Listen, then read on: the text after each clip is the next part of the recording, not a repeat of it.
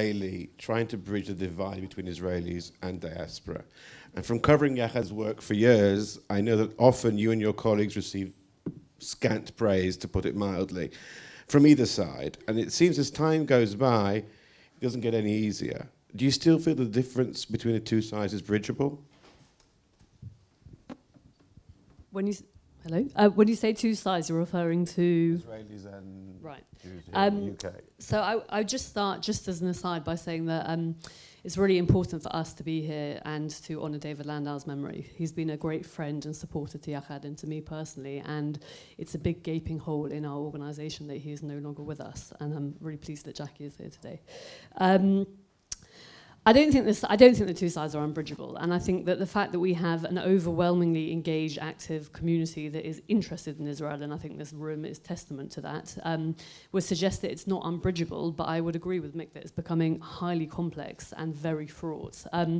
We funded a piece of research that was undertaken by City University earlier this year into British Jewish attitudes towards Israel, and what this piece of research found, which I don't think will be of any great surprise to the people in this room, is that the British Jewish community is overwhelmingly connected to Israel, feels the sense of attachment, feels that it's part, if not central, to their Jewish identity. And yet, once you go beyond those basic headlines, the picture is much more complex, and particularly when you get into issues around peace, demography, settlements, the Israeli government's attitude towards pursuing peace.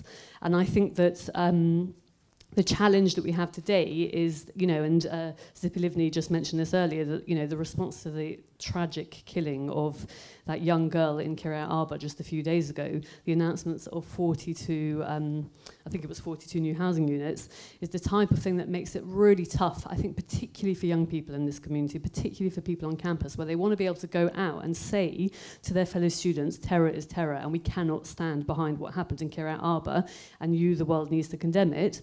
And they've got their right hand cut off by the Israeli government, because the Israeli government is then coming out with an announcement that says, in response, we're going to do the very thing which we know inflames the situation, which we know makes it much harder to defend Israel. And so I think that we are effectively walking around as a community, desperately trying to defend, and yet having basically our right hand tied behind our back every couple of minutes by the Israeli government. Thank you, Hannah.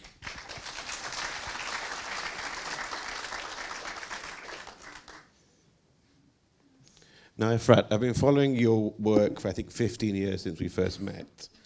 And I get the feeling that, like many other Israeli social activists, you feel that it's become more important for Israelis to focus inward and try to build the bridges between the parts of our society, rather than putting more effort outwards towards the diaspora. Do you think that in some way Israelis have given up on the diaspora, that maybe we're disappointed as Israelis with their lack of support, their lack of empathy?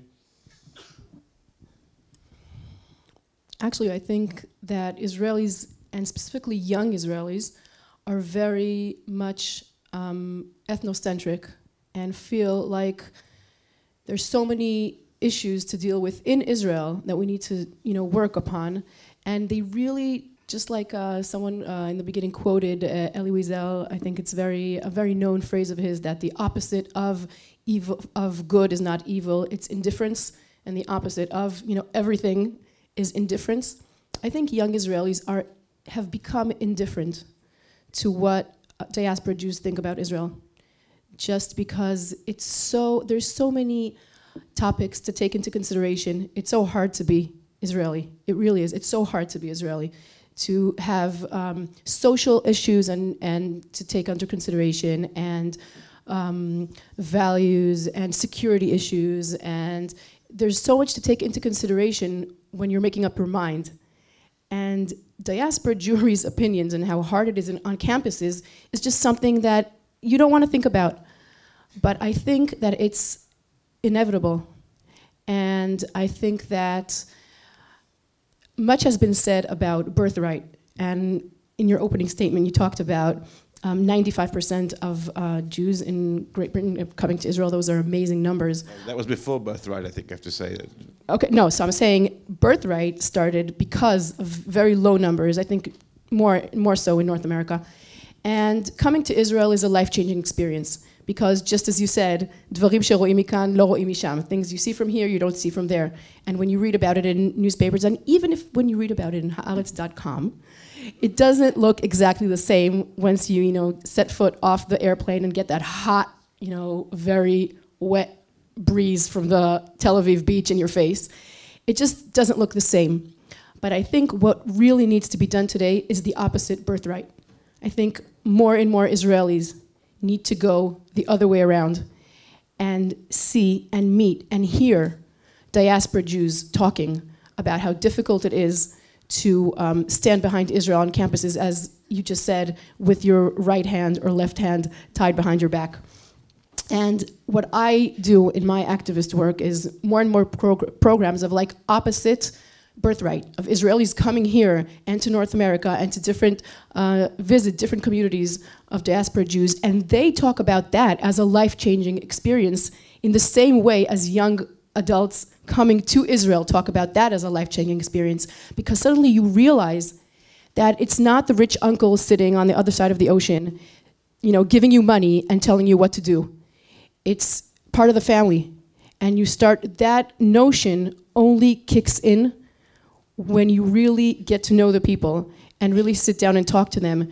And I think the more young Israelis meet diaspora Jews and hear them from firsthand talking about their experiences, talking about difficulties, talking about how you said, I don't think so many Israelis know what you just said, that Israel is a core part of your Jewish identity.